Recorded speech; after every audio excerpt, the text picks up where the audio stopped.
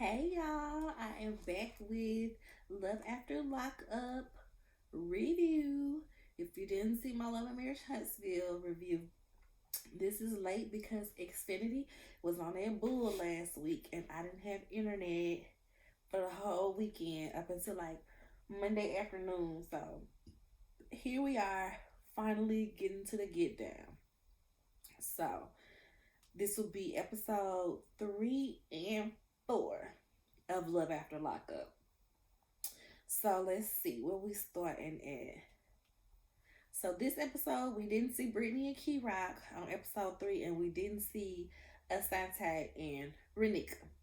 So we're gonna start with Brittany and Andy. They so annoying, y'all. So Brittany is overwhelmed because her and Gracie are arguing, and they're just kind of Gracie is she's got PTSD. She's scared that if her mama gone off to Rome, Georgia, she ain't gonna see her no more, and she gonna do something to get herself locked back up. And she's just, she's seen her mama through all of that. Gracie is the oldest, so she's seen her mama be on drugs. She remembers, having to go to foster care. She remembers having to take care of her siblings up until their dad got them out of foster care. So she has PTSD from this. And even though it might come off as she's being a brat a little bit, she has the right to be a brat. Like, that's her mama, and she's trying to build a connection with her mama. So Andy is just, he don't seem sympathetic to this at all, y'all. He basically says, see, that's why we should have left last night. Excuse me, sir? We should have left last night because me and my daughter are having an argument and we should just leave without trying to resolve this? Like, no, that don't make no sense. And he's really arguing with her that we just need to go to Rome, Georgia. We just need to go to Rome, Georgia. We just need to get on the road and go home. It is so selfish that he would even say that to her multiple times, knowing that she's stressed about her daughter. And she says, and you're a girl dad.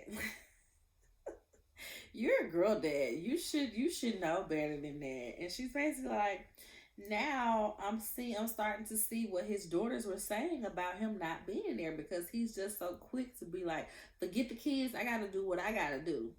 I gotta put me first, Lucius. I gotta put me first, Gracie. Now come on, Brittany. We getting up out of here. She's annoyed by it, but she ain't going. She was like, I will tell you where you play a part in my life. And then she leaves. She leaves, and well, she's getting ready to leave. She's like, I don't know if we leaving tonight. I don't know if it's gonna be next week. I don't know. I gotta figure this out with Gracie. He was like, well, me and Barry finna go home. And she feels a way about that. She's like, oh, so you so quick to say you gonna leave.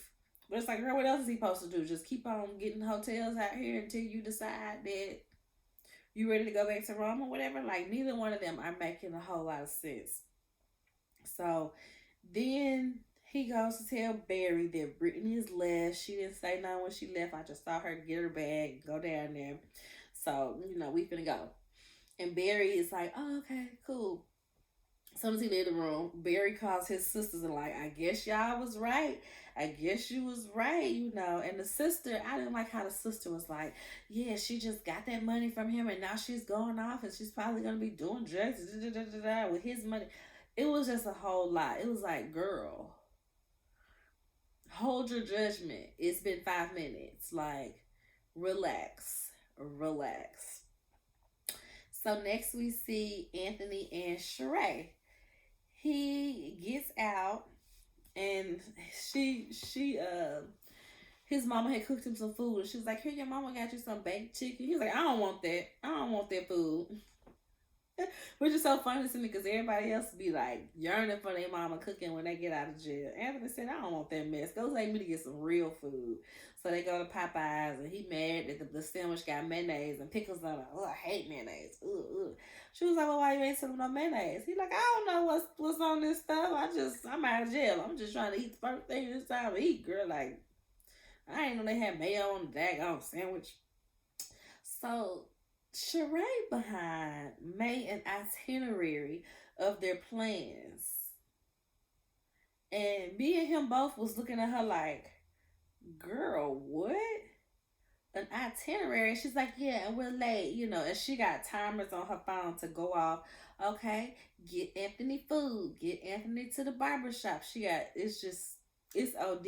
And I can see him being overwhelmed because it's like, girl, I just got out of jail where I was on a constant schedule of when I eat, when I go outside, if I can go outside, when I got a shower and all that. I get out and you doing the same thing, but he knows she don't mean no harm by it. He know that she's just, this is her personality, and she done did his resume up, so she's showing him his resume, and she's got his best interest at heart, no matter how annoying it may come off. So they go to the barbershop, and it's his old barbershop, the guy who had cut his hair before he had went in. So somebody that he can talk to and, feel that camaraderie. It ain't like he just out there like, dang, I hope he don't mess up my hairline. He knows this guy. And they talking about how the barbershop is 2 blocks away from where he was arrested. And he was like, yeah, I'm going to just be coming out here to get my hair cut. Then that's it. And the barber was like, yeah, I know. That's the only reason anybody come out here is to come get their hair cut. And I'm like, ooh, buddy, this must be the hood over here. So next we have Chelsea and Mikey. Mikey, he said he gonna get a job. He wanna do right. Him and Chelsea, they together, and they really in this. Her son Trevor calls and says he misses her. They kind of have a, oh hey buddy, how you doing type deal, and then they talk about how his mom had died like I can't. I was confused because this episode they said like 2 weeks before he got out, but then on the next episode the sister said something like 10 months. But either way it goes, the mama got out right before. I mean, the mama died right before he got out, and which was really crushing. They lost their moms kind of back to back. And Chelsea is very integrated with his family. She went to the funeral to pay her respects. They show some flashbacks of where she met his mom, and the mom confirmed that he did have the seizures. He wasn't dodging her and all of that. So it was a good little moment. So they get to the sister Courtney's house, and they gonna be staying in the mom's bed apparently. Like they gonna be staying in the mom's room in her bed, which Chelsea was not comfortable with. They find a card that the mom had sent him for his birthday, but some reason it got returned back to sender. And he sees it and he opens it. He's like, I saw her handwriting and I just couldn't take it. I wasn't ready. And they eventually end up reading the card. And of course, he, feels a type of way because the mom is talking about once he gets out, they're going to celebrate his 30th. And for her to be gone, it's just a huge blow. He's feeling guilty that he was in jail and he wasn't able to be there with his mom for her final days. And he wasn't able to be there to support his sisters through their mom's transitioning. So they talk about that, and then Chelsea just tells him like she's not comfortable staying there. This is somebody else's room. Look at all this stuff. This isn't our stuff. I don't feel comfortable staying in your dead mama bed. Like there's no way around that. And I don't blame her on that. That's a lot. That's a lot to stay in anybody's room, especially a dead lady's room. So he tells his sister, I'm just not comfortable with it yet. It's a lot to take in, so we're just gonna stay at a hotel. And they're like, yeah, I understand. His sisters seem very understanding. They seem to really like Chelsea. Like I said, she's been talking to the family, been integrated with the family, and they're welcoming of her. So they get to the hotel. He wants some. He talking about he excited. He ready to, and she's terrified. She's not ready, so she's just like, I don't know what I'm gonna do because it ain't gonna be that. So next, we see Joy Nomi and Red. Y'all, Joy Nomi is super annoying. It's like half of the cast is super annoying and just out here doing the dumbest stuff, and the other half, they not all that stupid with it. They just, found this person that they love that's locked up. But Joy Nomi is definitely on the dumb end.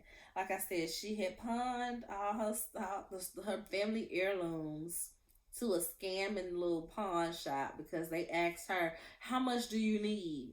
Not telling her how much it's worth. How much do you need? Oh, okay, we can give you 500, which means it was probably worth more than 500. But she ain't got good sense to get through that part. So here's her being even dumber. She's gone to a lawyer or whoever to look into what it would take for Red to adopt Sway. Sway is the child that she cheated on him while he was in jail. Cheated on him while he was in jail with and got pregnant with. And she's now going to see, well, how would it work for him to adopt Sway? Which is the dumbest thing ever. It's like, let him get out and meet your son first. Let him get out and be around him. Make sure that you and him gonna actually be together before you go into a lawyer to see about him adopting your child. So the lawyer tells him that a judge is gonna want to see them married first. He's gonna want to see that they're actually together, not him being fresh out of jail and trying to adopt this child that he never met. So he asked her about the biological dad, and she says the biological dad could be one of three men. Y'all, this blew me so hard because my first mind is, did you let them run the train on you? I feel like she let them run the train on her, and she doesn't want to say that because nothing else makes sense in my head. Yes, I get it. Red was in jail and he kept getting thrown in a hole for fighting or whatever else. So there was this stretch of time. I think she said the longest she hadn't talked to him was like 6 months while he was in there. So there was this stretch of time that you were not able to talk to him. But you mean to tell me you cheated and had sex with three different men within a few weeks that you don't know who the daddy is? That's crazy to me. It would make more sense that she let them run the train, especially because the self-esteem factor. You can tell that the self-esteem is missing in Joy Nomi because she's already said she's never had sex with a boyfriend. It's always been one night stands. So I'm like, you had three one night stands, one a week, and you don't know who the baby daddy is? But even week 1 to week 3, you would know when your baby was conceived. Like, anywho, she says it could be one of three men. And the sister was just kind of like, excuse me, B? Excuse me?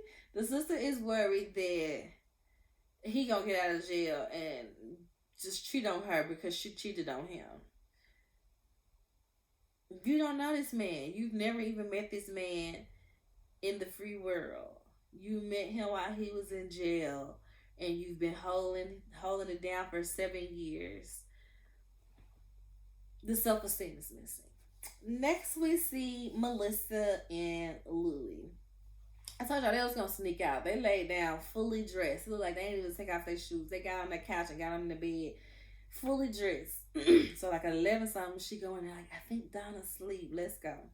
So they get in the car, getting ready to go to the hotel, and they're discussing condoms. Okay, I got some condoms, but are we gonna use them?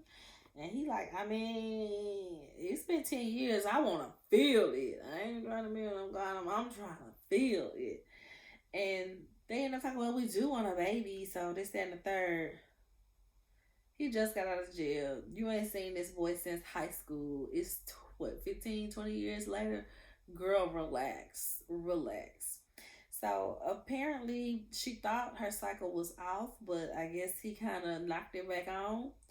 And yeah, that happened. So, he ran some red lights because he didn't care. He just got out of jail. He was gonna get what he was gonna get.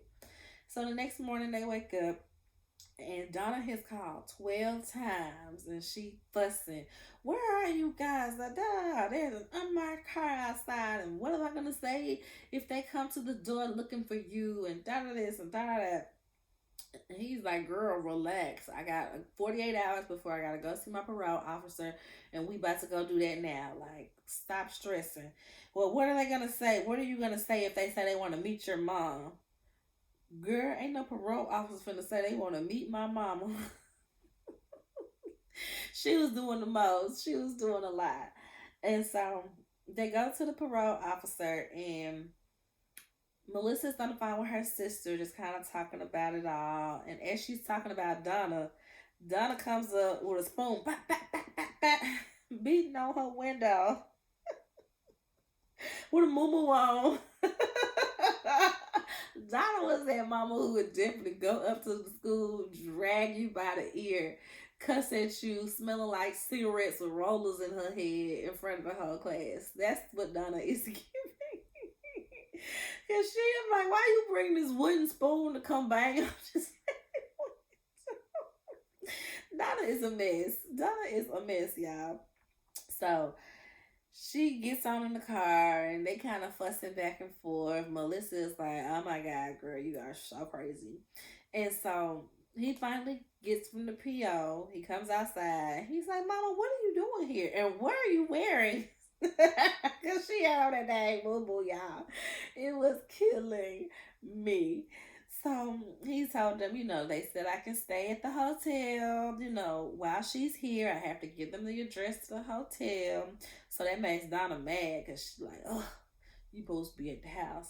He said, I got to pay $150 and $32 a month while I'm on parole. For how long? 10 years. And they leave it at a cliffhanger on if he'll be able to go to Jersey or not. So, episode 4. Last episode, we don't see Anthony and Sheree in this episode. That's the only people that's missing on this episode. So we see Brittany and Key-Rock again. Key-Rock is OD controlling, y'all, which we already saw that while he was locked up, the way he would be talking to Brittany over the phone and had EB following her and all that, which we ain't seen EB yet. That's different. So we already saw that he's OD controlling. So in episode 2, we see where she had took him to Richmond, PO, where he was supposed to be going to Chesterfield. And like I said, I was like, ooh, I hope that, they called over and let them know that he was at the wrong one so he don't get penalized for being there late. But everything was fine. But she's like, look both ways while you're driving. Slow down. Da, da, da, da, da. And it's stressing her out because it's just annoying. Like, she knows how to drive. She's trying to get you there on time. He's like, well, if you speed, you're going to get me caught up and da, da, da. He was doing a lot. It's just showing that he's extremely controlling and that he might be beating on Brittany if he hasn't already while he was in jail. So he makes it in time, and when they get there, it looks like it's closed, but the lady ends up coming to the door. Brittany's like, no, somebody's coming to the door. Turn around. She was like, oh, the power went out because of the storm. But yeah, we open. Come on in. He's in there for a while. When he gets out, it's raining. Brittany, in the rain, gets the umbrella, and she's swaddling around in her little bitty clothes. She got a little skirt. She got on heels.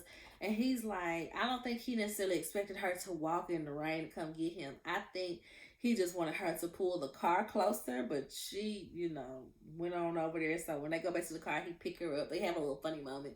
He picks her up, and he's wilding through the water. Okay, baby, you hold the umbrella, and I'm going to hold you, and we're going to get back to the car, whatever. And she's like, don't ruin the shoes. I bust a lot of tables for them shoes, whatever. They kind of have a little funny moment. So you can tell they have their good moments. They have their bad moments.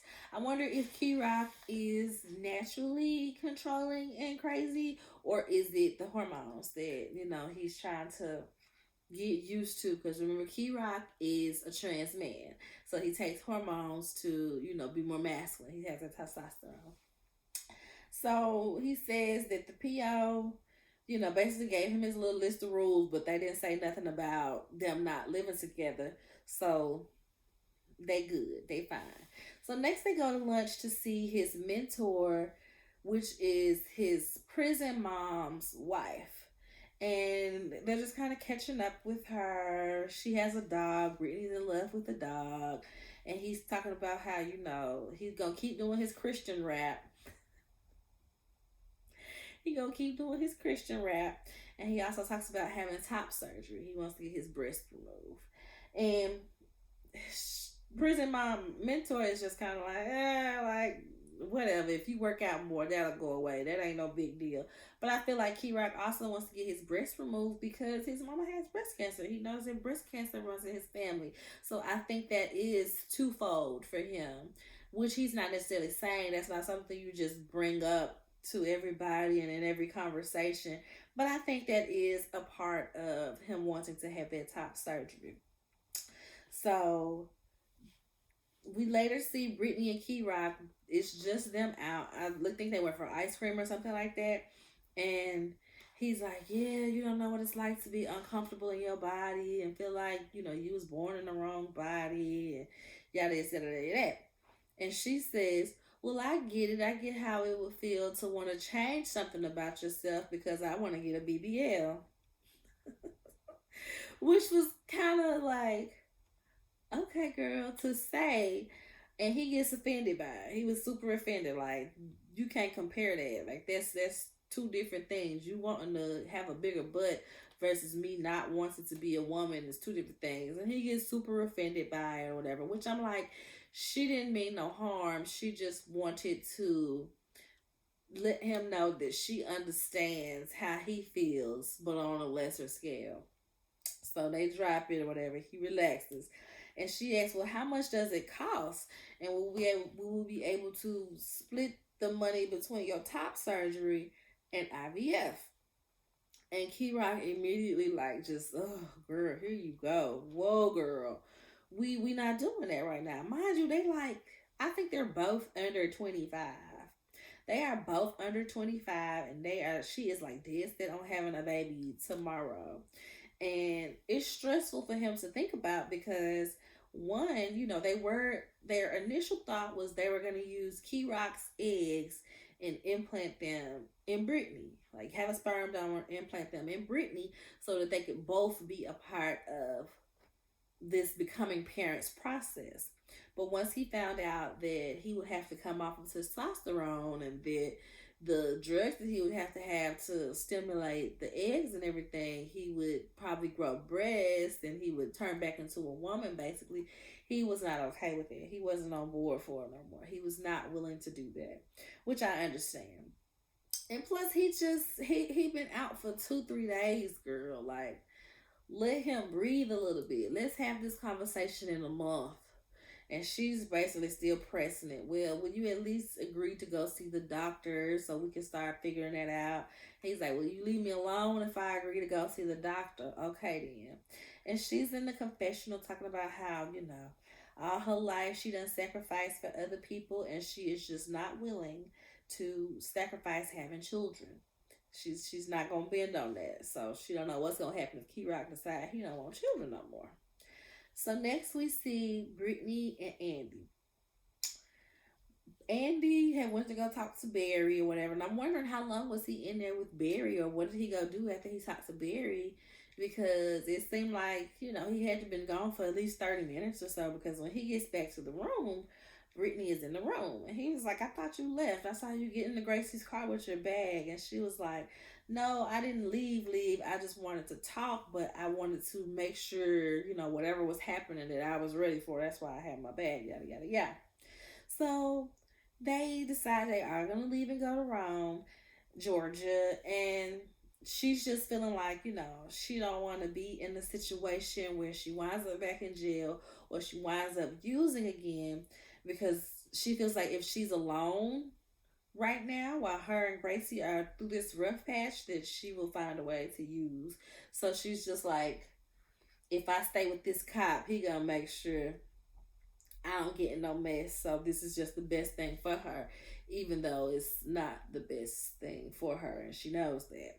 So they get to the house, and he's showing her the house, and she's asking, can she stay in the guest room because she don't know him yet. I just got out of jail. We just been on the phone. Like, I don't know you yet, and I'm not comfortable sleeping in the same bed in the same room with you. It's just a lot of expectations that come along with that, and she's just not ready. I don't blame her. So She's overwhelmed with the expectations and his selfishness because he's super selfish and he's just super anxious too. Barry goes to his room. He like, yeah, it's been a long day. I'm gonna take a nap. Barry's relaxing. Brittany's sitting there relaxing, and Andy is just standing there like, so what are you thinking? What are this? What are you? She's like, Barry's relaxing. I'm relaxing, and you're standing there. Relax. So she has a headache. She asked for some water and pain pills, and that's the end of them for this episode. Next, we see Asante and Renika, and this is the cliffhanger that is on the episode. So she is with the PI, Casey, and they go to the hotel. Casey goes to the front desk, which cracked me up. Casey goes to the front desk, and he's like, "Is an Asante such and such here? Okay, but what about such and such? Are they here?" And the guy's like, "I can't tell you that information. Like, that's my job. Like, what?" And he's playing these little detective games. He's like, well, the client that I have, she was planning on marrying this guy, and then he went missing 2 days ago, and she just wants some answers so she can know how what to expect out of life, this or that. So I'm gonna write down these numbers, and you just look at me if a such and such is here and what floor they're on. So the guy is just like, fine, I'll play along. I'm wondering if he slipped the guy some money because I just can't imagine because guy look black, right? I just can't imagine a black guy just see this crazy white guy walk in talking about he a private investigator, and you just start giving him information, even if it is on the slick. You just start giving him information about these people, like he could be a murderer. So I'm wondering if Casey slid him some money for that info because the guy started playing along with his little detective games. Oh, okay. So if there is an Asante here, he's on the fourth floor. Yeah, room 403. He just ends up giving it to him. Plus, I'm like, they probably slipped him some money, and he probably saw the cameras and was kind of like, oh, okay, this some reality TV mess. All right, sure, whatever.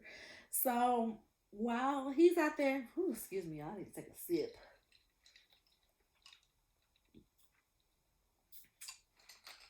Got a little iced coffee protein shake situation going on. So while Casey is in there playing little detective games with the front desk clerk,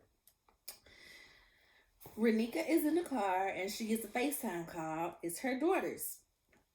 And in a confessional, she's talking about how she's tired of Asante taking her attention away from what's important, like her music and her daughters.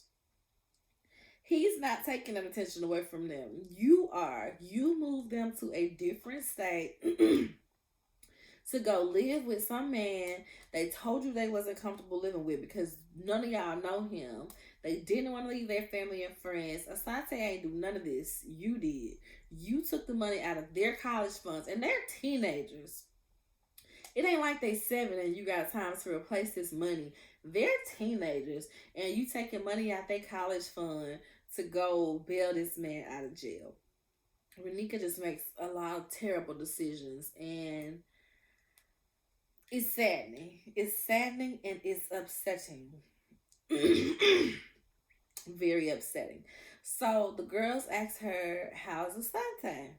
And she tells them what's going on. It's complicated. It's complicated. I had to get a PI, and we found out he might be talking to somebody else, and da da da. And the daughters laugh at her.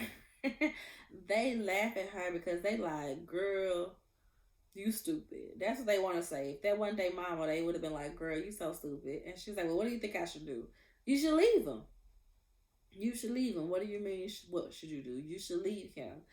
And so she gets off the phone with her daughters. Casey comes back to the car and lets her know, yep, he's here at this hotel. He's in room 403. Do you want to go up there together? Or do you want to go up there by yourself?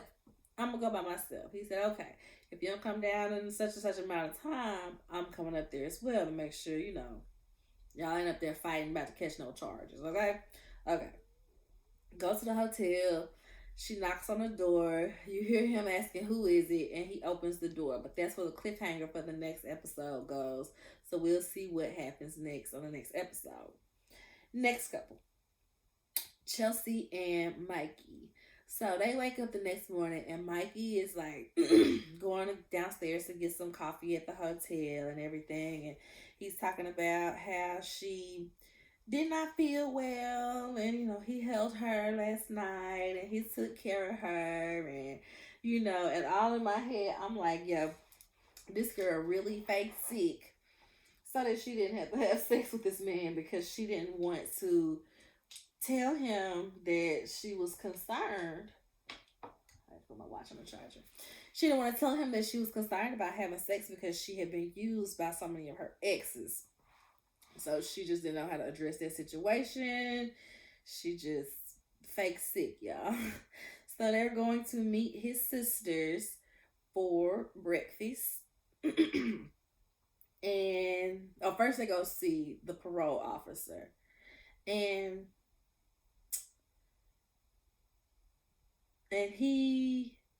we'll get to the other one later on, but him and Louis basically got the same thing going on. They want to leave the state to go be with these women. So the parole officer tells him that I think it's like after 30 days, after he's there and reports to parole and is, what he's supposed to be doing and where he at now for 30 days, he can get a pass to go to Ohio for 2 weeks. And that 2 weeks he has to meet with the parole officer there to see if they are willing to take on his case. And then he comes home to apply for the move, and it can take up to 45 days for the approval. So the sisters are kind of like sad because they're like, dang, we just got you back and you about to leave. But, they understand it. They're in love. He had got her, he gave her a promise ring. She shows him the promise ring or whatever. And his oldest sister, like when they go get the breakfast from the counter, you can tell that she's very much like nervous that, you're taking on a lot. You're just getting out of jail. You got to get a job. You got to do this. You got to do this. And you got to be a boyfriend. And you got to be a dad to her kids. That might be too much. And I don't want you to get overwhelmed and find yourself in a situation. In a sense, like nothing against Chelsea, but in a sense, she's like, you can stay home and take it easy and stay in mama room where you ain't got to necessarily pay no bills right out the bat. And, that could be how you go. But she gets it and she just hopes that when he does get overwhelmed that he talks to them and, he doesn't fall back into bad habits. So he tells them that he plans to marry Chelsea. They've been talking about marriage. She gave her the promise ring. He wants to move to Ohio. And she's like, yeah, I got a job kind of lined up for him there. Like, it'll be all good. Y'all ain't got to worry about nothing. Okay, cool. Next, we see Joynomi and Red. So her flight has landed, and she's all anxious about meeting his family. And when she gets there, she goes straight to the family's house. So I'm like, are you staying with the family?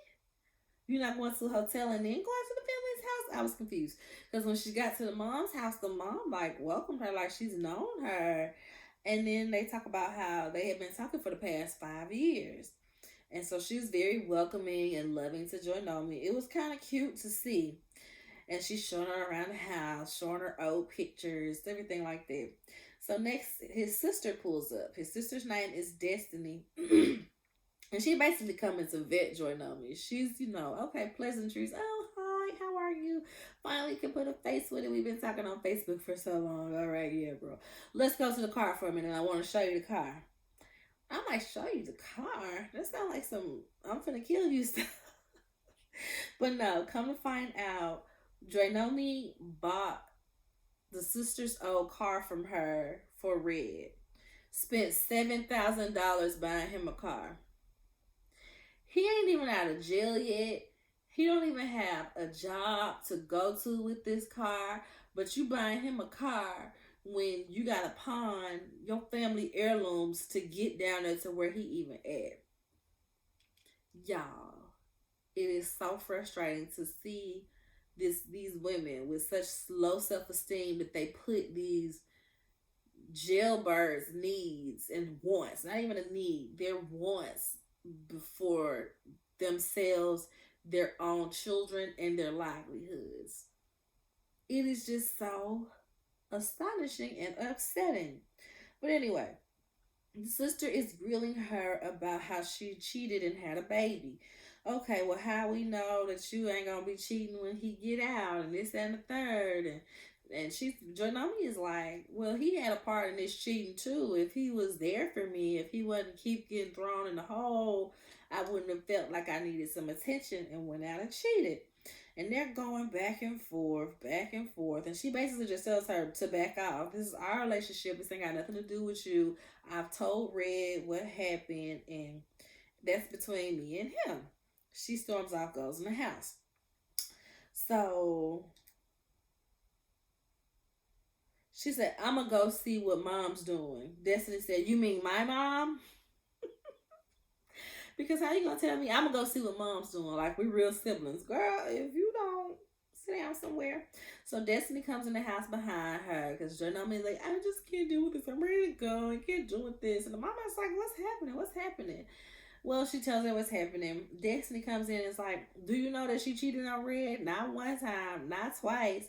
And Jordan was like, yes, I cheated 3 times with 3 different dudes, yada, yada, yada. The mama is like, what? You can tell the mama is very much taken aback. But the mama said that's not our business. If he forgive her, that's his business. We ain't got nothing to do with that. We gotta stay out of their business. And Joinomi did mention in the car that, you know, she felt guilty for cheating, and that's why she keeps like buying all this stuff for him, doing all this materialistic things for him, because that's all she can do while he's in jail. Foolish, foolish, foolish. So lastly, we see Melissa and Louie. So, like I mentioned with Mikey and Chelsea, they say that he has to apply to go to Jersey after a certain amount of time, and he got to talk to the PO out there to see if they'll approve the switch and everything. But it's best if it's with family. So they decide they're gonna get married. He was like, yeah, the guy was like, you know, if you're willing to get married and willing to put a ring on it, it'll look a whole lot better while you're trying to transfer to Jersey to be with her. So she was like, okay, then we're getting married. And the mama's like, not so fast, sunshine. Donna can't stand Melissa, y'all, and it is so freaking funny. So Donna just takes it for what it is. She storms off. I'm not dealing with this no more. I'm cooking. Are y'all coming over to eat? And they're like, yeah, we coming over to eat, but we going on a date tonight. You can take that date and shove it. She mad. She keep pointing that daggone wooden spoon at them like she finna pop them with it, y'all. So he's excited. He's taking her to go ballroom dancing, and she's like, "Oh, it's just like prom. It's just like prom. We didn't get to go to prom together, but I feel like this is us going to prom together." And I guess he thought the same thing too, because he got them some corsages and everything. And Donna is like, "I remember who he went to the prom with," which was so crazy because it's like that was like 20 years ago, girl. Why do you remember who he went to prom with? I barely remember who I went to prom with. Why do you remember who your son went to prom with like that? And Melissa's like, oh, who did he go to prom with? Kelly. He went to prom with Kelly. And Melissa's like, okay, of course, he would go with the most popular girl in school. That's fine. I was a sophomore when he was a senior anyway, so it's not even like I would have been in the running to go to prom with him. This is what she's saying in her confessionals. And they flash back to Donna. It's like, yeah, he went to prom with Kelly. She's a very smart pediatrician. I said, not that you keep up with this girl that your son went to prom with 20 years ago. Can we say obsessed? Did you want him to stay with Kelly and you felt like Kelly would have kept him on the straight and narrow and he wouldn't have been in jail if he stayed with Kelly? Calm down, Donna. He made his decision, okay? Kelly made her decision. Kelly's probably married and happy, okay? Leave her to be. So they get to their date, and Melissa is thrown off. She was like, this is not a ballroom dancing class. This is a lesson with a hot 20-year-old instructor, and she is mad about it. Which I thought was a little weird too, because it's like just one instructor. I'm like, it should have been 2 instructors. So while the woman is showing him the moves, the man could be showing her the moves. Because I'm like, it feels like they cut out the scenes, or the lady just didn't really give Melissa the one-on-one attention that she was giving Louis. It was all weird. There should have been two instructors there for the both of them. So she is ready to scalp this lady, y'all. He's doing great. Louis is doing great. And him and the instructor just like flowing so nicely in the dance. And when Melissa cuts in, not cuts in, but when Melissa dances with Louis, the instructor is like, "You're going too fast, Melissa. Melissa, that's not right. Melissa, slow down." Da, da, da. And she get annoyed by that because she like, yeah, all right. She goes out to the bathroom because she ready to fight this lady. She feel like they doing too much. They getting too close. He's not even acting like he's taking. Girl, he on a date with you. The instructor know that he's taking. Calm down. So it's gonna be funny to see if Melissa like actually like says something to this lady in the next episode, or if she just keeps her anger to herself and goes off on Louis in the car. So that's it for these two episodes of Love After Lockup.